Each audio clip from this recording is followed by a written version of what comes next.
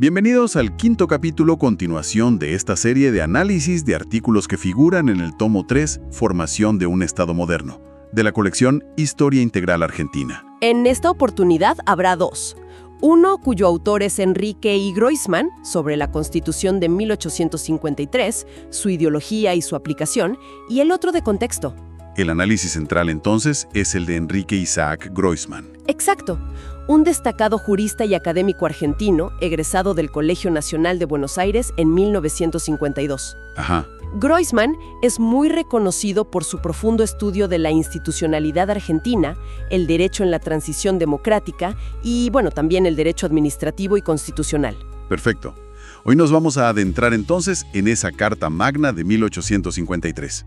Un texto clave, sin duda. Fundacional. Sino también las enormes tensiones que aparecieron al intentar aplicarla. Claro. En la compleja realidad argentina de mediados del siglo XIX. Es como la historia de un ideal lanzado sobre un terreno, bastante complicado. Exactamente. Y es clave lo que señala Groisman sobre el alcance de su estudio.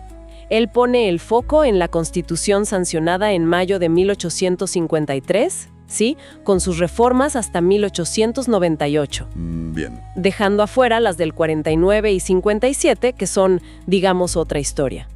Pero sobre todo, su análisis apunta a la teoría constitucional. A la idea. A la ideología que la anima. Más que a las violaciones concretas que vinieron después, ¿no? Como detenciones arbitrarias, fraude electoral, que eso ya es parte de otra historia, la de su aplicación. Fallida, podríamos decir. Entendido. Es un análisis de las ideas fuerza, entonces. Groisman ubica esta constitución dentro de lo que llama el movimiento constitucionalista europoamericano. ¿Podríamos explicar un poco qué significa eso? Claro, se refiere a esa gran corriente de pensamiento político que buscaba, establecer un cuerpo orgánico de normas escritas, una constitución, para crear los órganos del Estado, definir sus poderes y, fundamentalmente, consagrar derechos y garantías para los individuos frente a ese poder estatal. La base filosófica, entiendo, es la idea de derechos naturales, ¿no? Que existen antes que el Estado. Tal cual. Derechos preexistentes que el Estado debe proteger. El Estado se ve como un pacto, una creación racional para obtener seguridad, cediendo solo el poder mínimo indispensable. O sea, lo contrario al poder absoluto. Un Estado limitado por la ley, precisamente. Un Estado de derecho, como se lo llama. Ahora, Groisman advierte algo importante. A ver. Aunque se presentaba como universal, esta doctrina tenía raíces muy concretas en la experiencia histórica de la burguesía europea.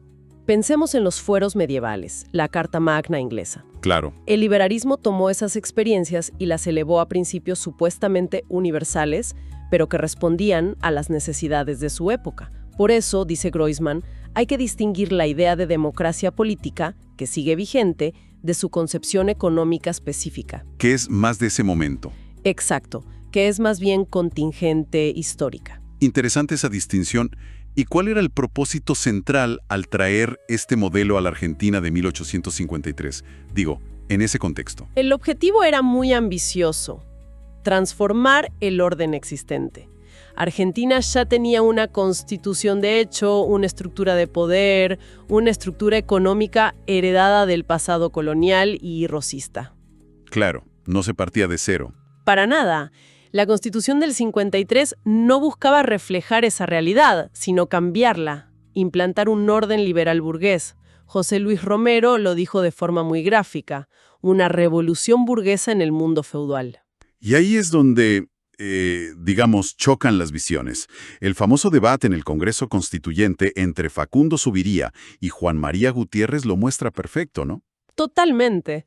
Es el nudo del asunto. Zuviría, el diputado por Salta, decía que era inoportuno dictar una constitución si el pueblo no estaba preparado, que debía ser la fórmula de las costumbres, algo que surgiera más orgánicamente. Que reflejara lo que ya existía. Nación es un caos, como admitía el propio Zuviría. El proyecto constitucional era la única herramienta para darle forma, para crear hábitos y carácter donde no los había. Y ganó esa visión, la de la ley como motor de cambio. Ganó esa visión, sí, la más racionalista, si querés. Una visión racionalista frente a una más historicista, podríamos decir. Y detrás de estas posturas ideológicas, ¿qué intereses concretos estaban jugando? Porque siempre los hay. Siempre los hay. Groisman señala que, más allá de las ideas, estaban en juego cuestiones cruciales como el destino de las rentas de la aduana porteña, la gran caja del país, y la libre navegación de los ríos interiores. Temas centrales. Fundamentales. No es casualidad que cuando Urquiza, el vencedor de Rosas, intenta nacionalizar la aduana, se le levantan los mismos sectores aladeristas que antes apoyaban a Rosas. La economía estaba en el centro de la disputa. Bien, entonces, si empezamos a desgranar la ideología de esta Constitución, ¿qué encontramos en lo político, según el análisis de Groisman? Encontramos los pilares del Estado de Derecho liberal burgués, sumisión del Estado a la ley, amplios derechos individuales y garantías, inviolabilidad de la propiedad privada, igualdad formal ante la ley, aunque Groisman advierte que las diferencias económicas pueden volverlo un poco ilusoria, ¿no? Claro, la igualdad formal no siempre es real. Exacto. Se adopta la separación de funciones de Montesquieu para evitar la concentración de poder, aunque el diseño le dio un peso importante al Ejecutivo. El presidente nombra y remueve ministros por sí solo. ¿Y qué principios de esa época considera Groisman que siguen plenamente vigentes hoy? Muchos y muy fundamentales. La soberanía popular, los derechos civiles y políticos básicos, la abolición de la esclavitud, de los fueros personales, de las prerrogativas de sangre o títulos de nobleza. Todo eso sigue siendo la base. Absolutamente. Y las garantías esenciales. Inviolabilidad de la persona, del domicilio, de los papeles privados, el derecho a la defensa en juicio, la prohibición de torturas, el principio de legalidad penal, que no hay delito sin ley previa. Es un catálogo muy amplio y moderno para su tiempo. Sin embargo, también marca algunas limitaciones, ¿verdad? Sí, limitaciones que revelan cierto temor, digamos, a la participación popular más directa. Por ejemplo, la exclusión explícita de toda fuerza armada o reunión de personas que se atribuya los derechos del pueblo. Ajá. O la elección indirecta de presidente, vice y senadores. Y el requisito de tener cierta renta para acceder a algunos cargos. Había una desconfianza hacia las expresiones más masivas o populares. Entendido. Pasemos a lo económico. ¿Cuál era la receta ahí? Liberalismo clásico, puro y duro. El artículo 17 sobre la inviolabilidad de la propiedad es la piedra angular. El corazón del sistema. Tal cual. Alberdi, el gran inspirador, en su sistema económico y rentístico, sigue a Adam Smith y a John Baptiste Say. La idea central es que la ley debe garantizar la libertad de producir, comerciar y consumir. La famosa frase, que la ley no le haga sombra a la riqueza. Que el Estado no intervenga. Básicamente eso. Mínima intervención. Pero, ¿era tan así? ¿La Constitución no preveía algún rol para el Estado en la promoción del desarrollo, por ejemplo? Ahí está la tensión interesante que señala Groisman.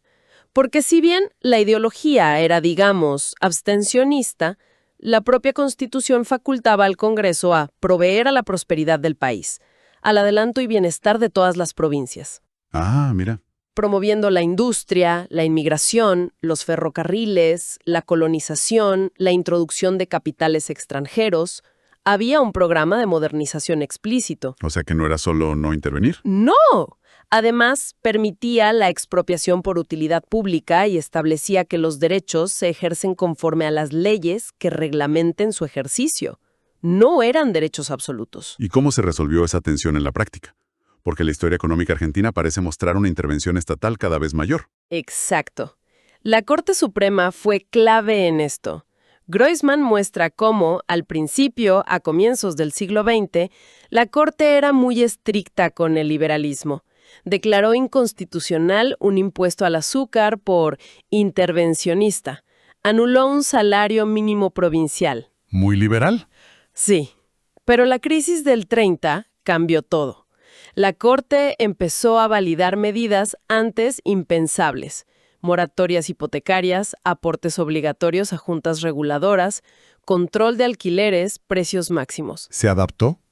Se adaptó a las realidades y exigencias de la vida moderna, como dijo la propia Corte, sin necesidad de reformar la letra de la Constitución en esos aspectos.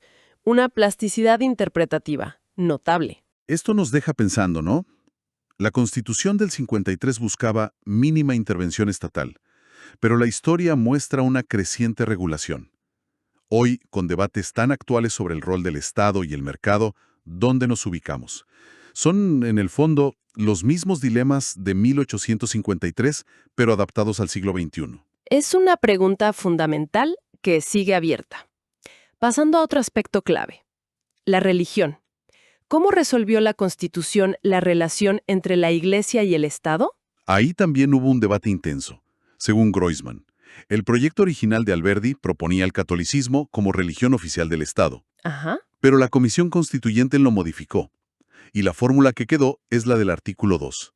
El gobierno federal sostiene el culto católico apostólico romano. Sostiene, no adopta. Exacto, no lo establece como religión de Estado. Y muy importante, el artículo 14 garantizó la libertad de cultos para todos los habitantes. ¿Y por qué se optó por esta fórmula, digamos, intermedia? ¿Qué fuerzas jugaron ahí? Fue una victoria de la corriente liberal y secularizadora dentro de la Convención Constituyente. Hubo posturas como la del diputado Centeno, que quería declarar al catolicismo como la única y verdadera religión. Más tradicionalista. Mucho más. Y se opuso férreamente a la libertad de cultos, considerándola antinatural y causa de anarquía. Pero figuras como Gorostiaga o Gutiérrez defendieron la separación entre el dogma religioso y la competencia política. ¿Con qué argumentos? Argumentaron que las creencias eran del fuero interno de cada uno, y que la libertad de cultos era necesaria para fomentar la inmigración que tanto se buscaba. La mayoría, aunque se declaraban católicos, actuaron movidos por el racionalismo y la idea de un Estado. Bueno, más laico. ¿Y el sostenimiento económico qué significaba concretamente? Era un reconocimiento a la religión mayoritaria de la población, básicamente. Y el requisito de ser católico para ser presidente o vicepresidente se justificó principalmente por el ejercicio del patronato. Ah, el patronato. Claro, ese derecho que reclamaba el Estado para intervenir en ciertos asuntos eclesiásticos, como la designación de obispos. Para los opositores a esta visión liberal, como Rosas antes, o pensadores como García Melid mucho después, este laicismo era visto como una amenaza al orden social y a la identidad nacional. Les parecía peligroso. Y aquí surge otra reflexión para el presente. Ese debate de 1853 optó por la libertad de cultos y un Estado que sostiene al catolicismo. ¿Sigue siendo relevante discutir esta relación Iglesia-Estado en la Argentina actual?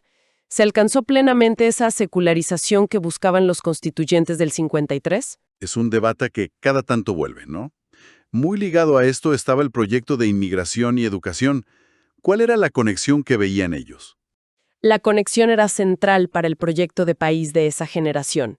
La famosa idea de gobernar es poblar, traer inmigración europea para poblar el desierto. ¿Llenar el país? Exacto. Y a través de la escuela pública, laica y común, homogeneizar a esa nueva población con la ya existente.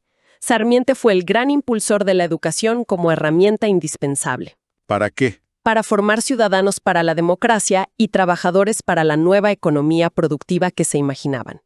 La homogeneidad se buscaba en la tarea común, en el trabajo, en la educación cívica, no tanto en la religión. Una apuesta muy fuerte a la inmigración como motor de cambio social y económico. Sin duda. El preámbulo mismo invita a todos los hombres del mundo que quieran habitar en el suelo argentino. El artículo 25 fomenta explícitamente la inmigración europea. Se buscaba trasplantar hábitos de trabajo, orden, disciplina. Claro.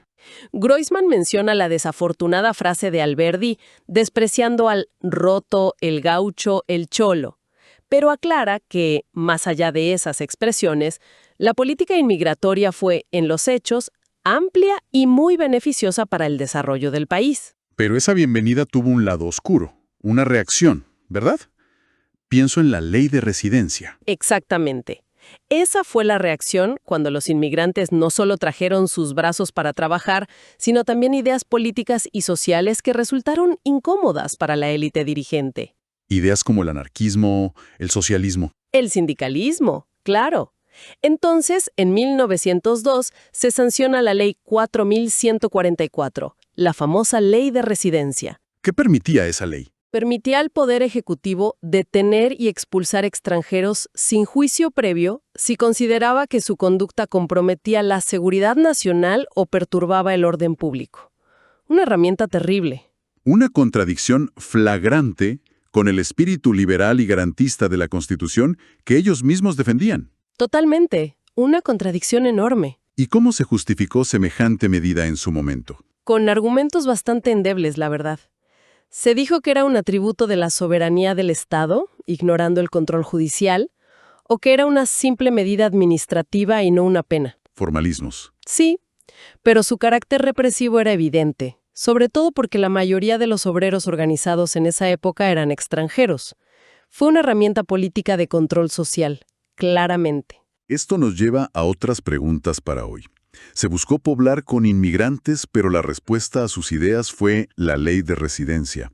¿Cómo miramos hoy la inmigración en Buenos Aires, en Argentina? ¿Quedan quizás ecos de esa tensión, de esa desconfianza hacia el que viene de afuera con ideas distintas? Es posible. Y por otro lado, la generación del 53 vio en la dupla inmigración-educación la clave de un proyecto nacional. ¿Cuál es el proyecto hoy? ¿Sigue siendo la educación esa prioridad fundamental para la integración y el desarrollo? Preguntas cruciales, sin duda. Y nos llevan a la parte más crítica del análisis de Groisman, las distorsiones que sufrió la Constitución en su aplicación práctica. Empieza por el estado de sitio. Que la Constitución lo preveía, pero como un remedio excepcional. Exacto, como una válvula de escape para momentos muy graves. Conmoción interior o ataque exterior que pusieran en peligro la Constitución o a sus autoridades. Permitía suspender transitoriamente ciertas garantías constitucionales. Pero, ¿qué pasó? Pasó que, como dice Groisman citando a Joaquín B. González ya en 1897, lo excepcional se volvió tristemente habitual en Argentina. Nuestro país fue uno de los que más usó el estado de sitio en el mundo. Impresionante. ¿Y cuáles fueron las consecuencias de ese uso tan frecuente? Gravísimas. Se generaron debates sobre qué garantías se suspendían exactamente, si solo la libertad de arresto y traslado o todos los derechos. La jurisprudencia fue variada. ¿Pero en la práctica? En la práctica, derechos fundamentales como la libertad personal, la libertad de prensa, el derecho de reunión, la inviolabilidad del domicilio, fueron constantemente afectados. Generaciones enteras, dice Groisman, crecieron sin conocer el pleno ejercicio de estas libertades. Se terminó suspendiendo, de hecho, buena parte del liberalismo político que la propia Constitución proclamaba. Una vez más, la historia nos interpela. El estado de sitio de herramienta excepcional a recurso frecuente. ¿Hemos superado como sociedad esa tendencia a recurrir a medidas de excepción ante las crisis políticas o sociales? Es una pregunta válida. Otra distorsión clave que analiza Groisman fueron los gobiernos de facto. Aquellos que llegaron al poder por la fuerza, ¿no? Rompiendo el orden constitucional. Justamente, y que además usaron y abusaron del estado de sitio de forma ilegítima. Lo llamativo es cómo la propia Corte Suprema fue construyendo una doctrina para intentar, justificar lo injustificable. ¿Desde cuándo? Desde el primer caso con Mitre en 1862. Después de la batalla de Pavón. La Corte validó los actos del gobierno de facto invocando la revolución triunfante y la necesidad. Argumentos que lamentablemente se repitieron golpe tras golpe. Y esos gobiernos de facto fueron cada vez más lejos en sus atribuciones. Sí, claro. No solo asumieron el poder ejecutivo, sino que disolvieron el Congreso, intervinieron provincias, reemplazaron jueces de la Corte. Desde 1943, la Corte incluso les reconoció explícitamente facultades legislativas basadas en la necesidad, considerándola una cuestión política no revisable judicialmente. Una teoría moldeada por la fuerza de los hechos consumados. Terrible. Todo esto ocurría mientras el país intentaba consolidarse. El texto complementario que usamos nos recuerda la profunda crisis de unidad nacional entre 1852 y 1862. Exacto. Con Buenos Aires separada de la Confederación Argentina, que sí había adoptado la Constitución del 53. Esa década fue crucial y ayuda a entender las dificultades de aplicación de la Constitución. ¿Hubo enfrentamiento militar? Sí, la batalla de Cepeda, en 1859, donde la Confederación vence a Buenos Aires. Y una tensión económica constante por los recursos de la aduana. La Confederación, presidida primero por Urquiza y luego por Derqui, sufría graves problemas financieros, mientras Buenos Aires, separada, prosperaba. ¿Y cómo se resolvió finalmente esa separación? Tras Cepeda, se firmó el Pacto de San José de Flores. Buenos Aires aceptó unirse a la Confederación y jurar la Constitución, pero puso condiciones: poder proponer reformas, que se concretaron en 1860, y mantener cierta autonomía presupuestaria. Un paso hacia la unidad. Sí, pero la tensión continuó hasta la Batalla de Pavón, en 1861, que invirtió la situación militar y consolidó la hegemonía porteña bajo el liderazgo de Mitre, ya dentro del marco constitucional reformado. Este contexto de guerra civil y fragilidad institucional marcó a fuego los primeros años de vida de la Constitución. Volviendo a la reflexión final de Groisman, ¿cuál es su balance general sobre la Constitución del 53? Él la valora enormemente en su contexto histórico. Reconoce que su propósito fue implantar un modelo liberal, tanto en lo político como en lo económico, pero subraya algo muy importante. ¿Qué cosa? Que la amplitud y la nobleza de sus declaraciones de derechos y garantías trascienden ese modelo económico original del siglo XIX. A veces incluso entran en conflicto con él. ¿En qué sentido? En el sentido de que los principios de libertad, igualdad, derechos humanos tienen una validez universal que va más allá de la ideología burguesa específica de 1853. Groisman es muy claro en esto. En lo político, la Constitución fue un ideario, un faro. Un punto de referencia. Exacto. Las restricciones, las violaciones a las libertades que ocurrieron después, las leyes represivos como la de residencia, el uso abusivo del estado de sitio, los golpes de Estado, no fueron una consecuencia lógica de la Constitución. Sino todo lo contrario. Sino precisamente violaciones a su espíritu y a su letra, cometidas por grupos que buscaban mantener sus privilegios o imponer su visión por la fuerza. Reflexión que propone el autor sobre la igualdad. La Constitución la consagra formalmente, pero él la llama burguesa, porque las diferencias económicas la volvían ilusoria para muchos sectores. ¿No sigue siendo ese, quizás, uno de nuestros mayores desafíos actuales? ¿Cómo lograr que la igualdad ante la ley se traduzca en una igualdad real de oportunidades para todos? Sin duda, es un desafío permanente, que sigue vigente. Para cerrar, entonces, una idea que queda resonando después de escuchar este análisis tan detallado. Quizás la tensión más profunda y persistente de nuestra historia no sea solo la que existe entre los ideales luminosos de 1853 y las prácticas a menudo oscuras que le siguieron. Ajá. Tal vez la tensión ya estaba inscripta en el origen mismo, en el desafío enorme de implantar un texto fundacional liberal, abstracto y aspiracional, sobre una realidad argentina compleja, diversa y marcada por fracturas económicas, sociales y políticas muy profundas. Fracturas que quizás todavía hoy, de alguna manera, nos siguen interpelando. Un tema para seguir pensando, sin duda. Esto es todo por ahora. Nos encontraremos analizando Crónicas del siglo pasado, siempre presentadas por el sitio web Mágicas Ruinas, mágicasruinas.ar, sitio evocativo dedicado a dar a conocer estos archivos desde el año 2003.